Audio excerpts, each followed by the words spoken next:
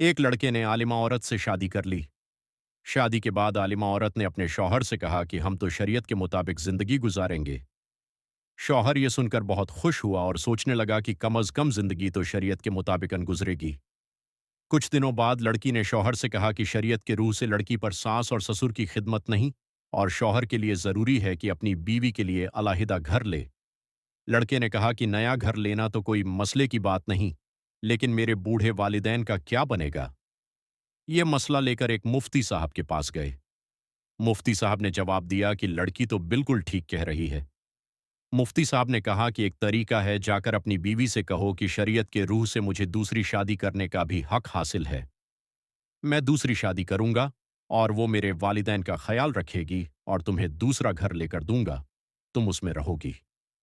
बीवी यह जवाब सुनकर घबरा गई और कहने लगी कि दफा करो, दूसरी शादी को मैं इसी घर में रहूंगी, और आपके वालिदैन मेरे भी वालिदैन हैं और उनकी खिदमत करना मुझ पर लाजिम।